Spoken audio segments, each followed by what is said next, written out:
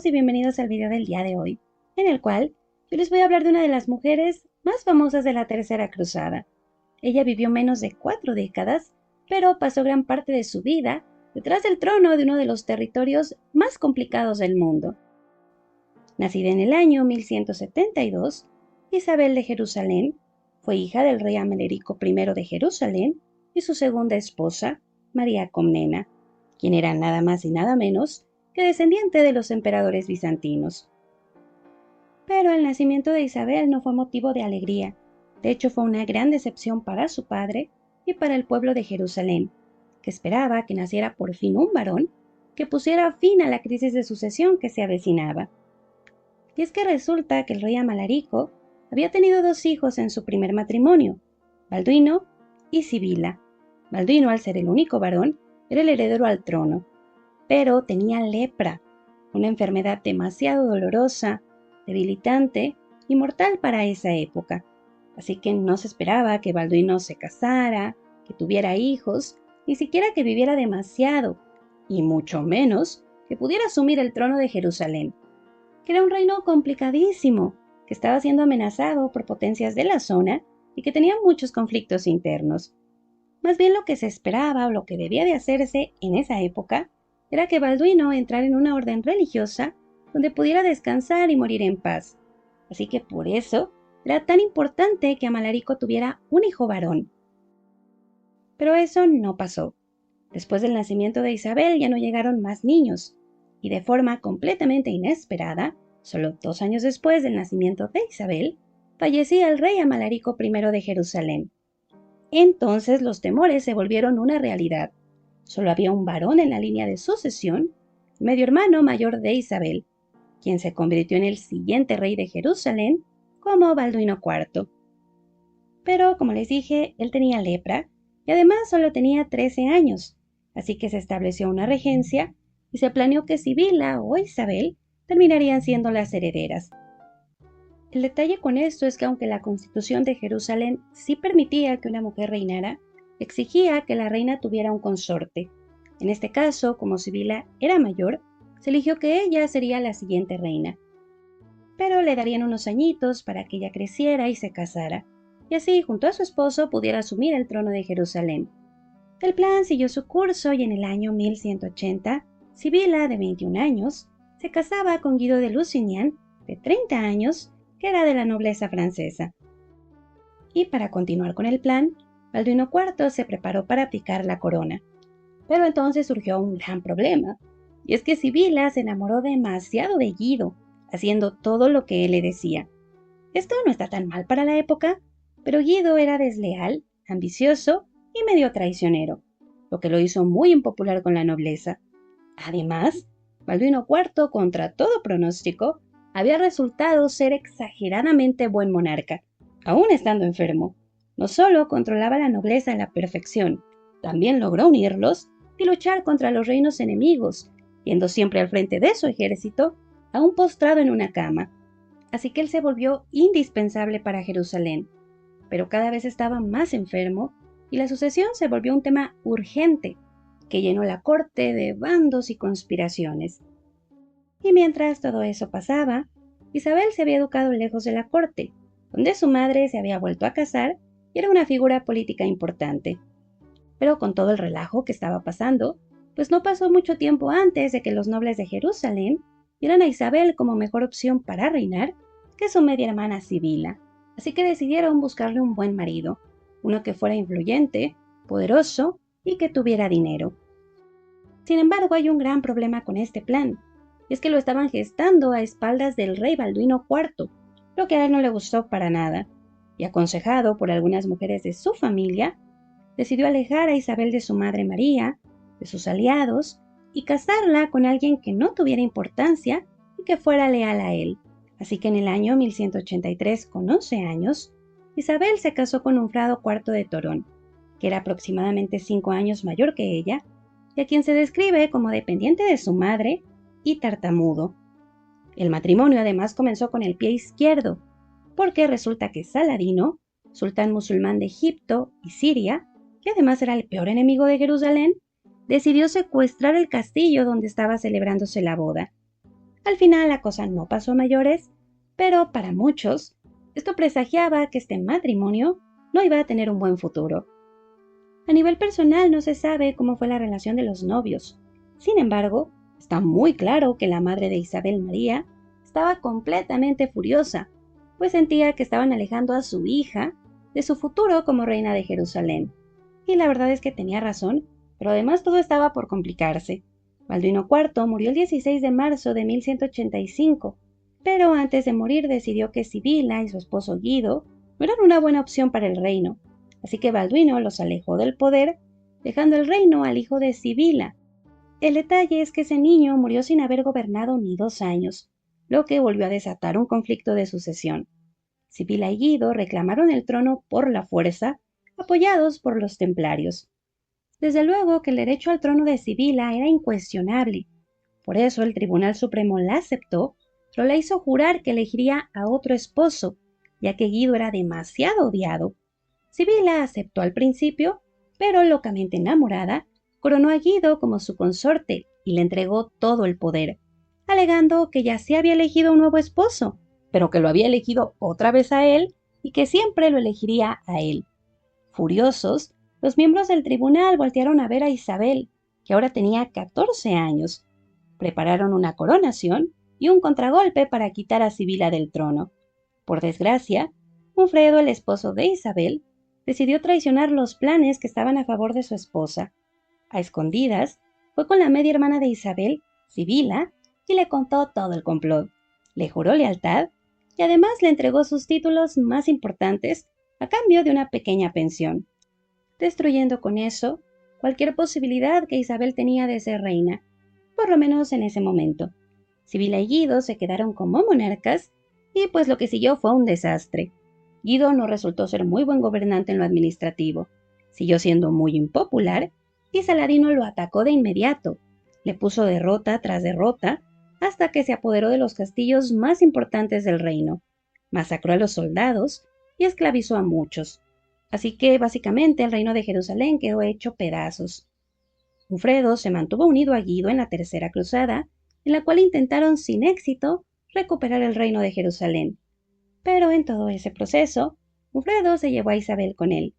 Sobre esto la verdad es que no está muy claro por qué insistió en llevarla, siendo que esos campamentos militares estaban llenos de enfermos, sin comida y con total incomodidad. Pero bueno, el hecho es que ella terminó en ese lugar, donde se reencontró con su media hermana Sibila y las hijas de ella.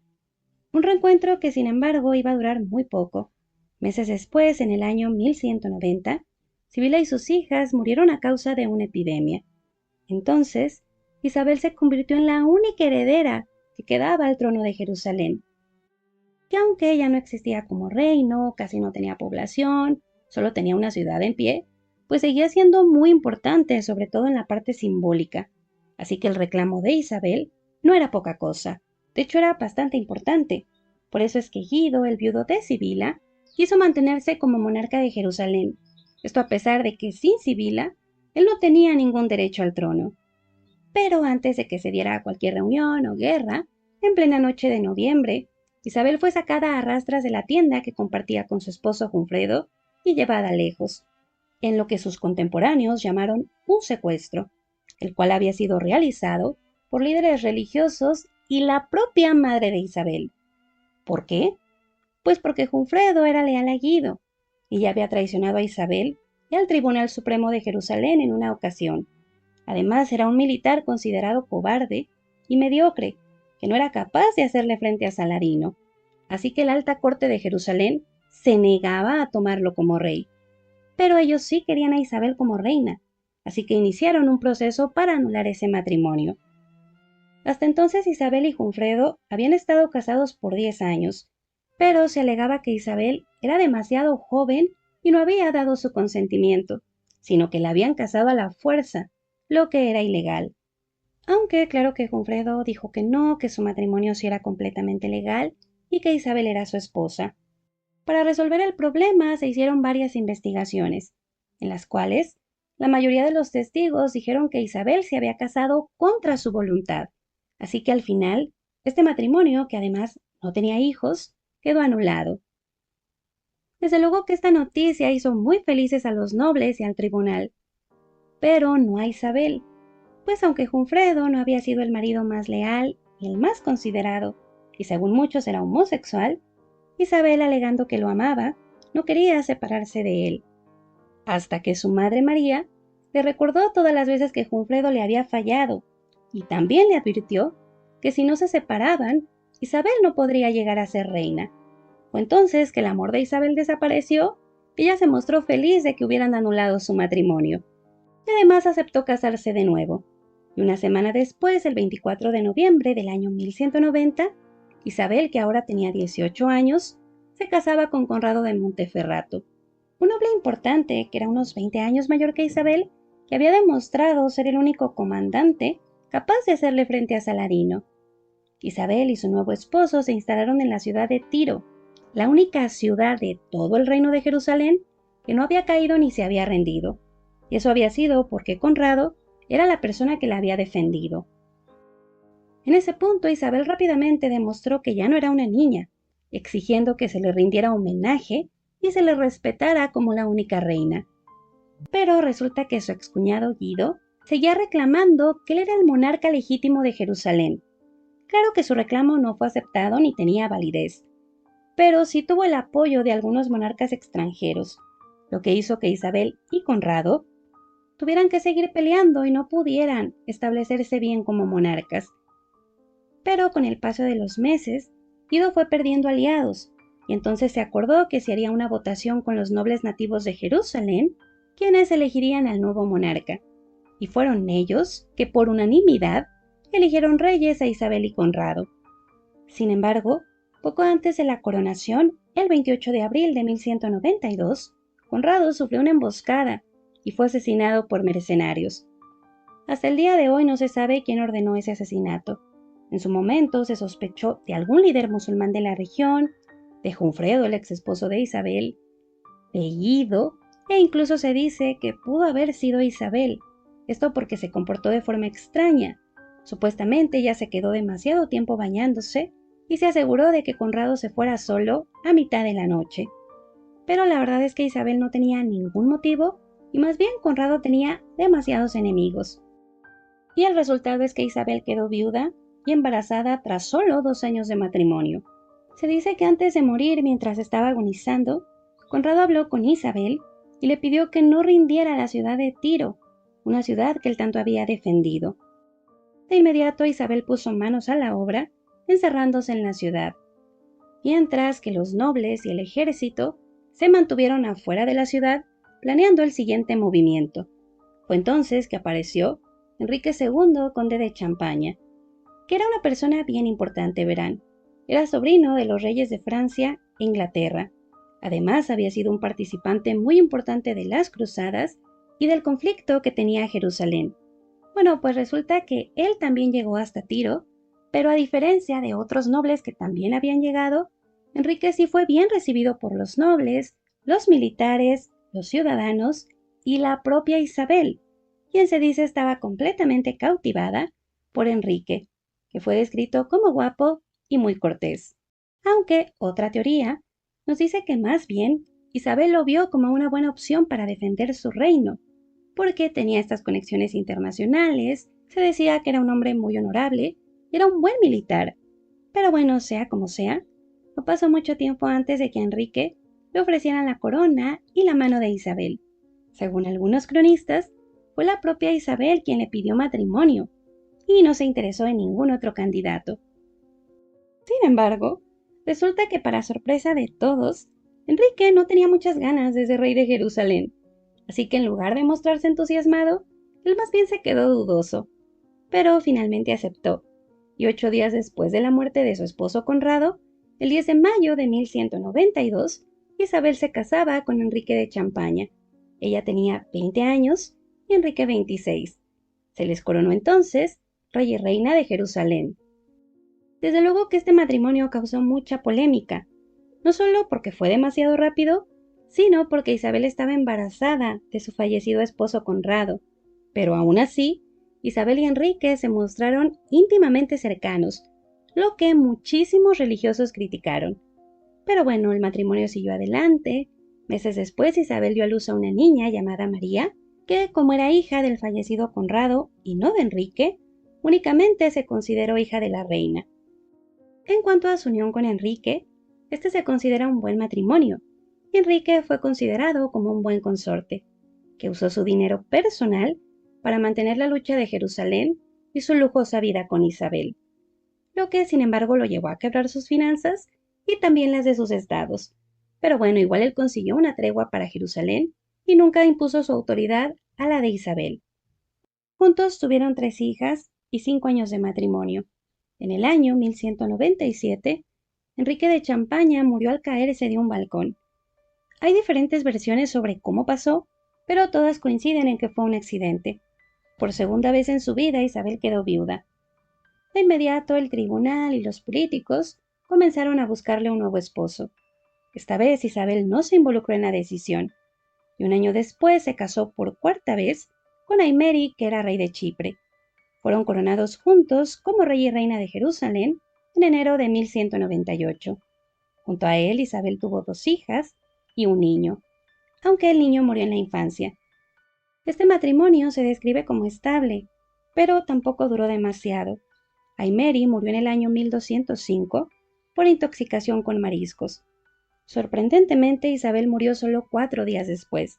Tenía 32 años y no se conocen las causas de su muerte, aunque usualmente se menciona que fueron causas naturales. Ella fue sucedida como reina de Jerusalén por su hija mayor María, que tenía 13 años y que era la hija que había tenido con Conrado.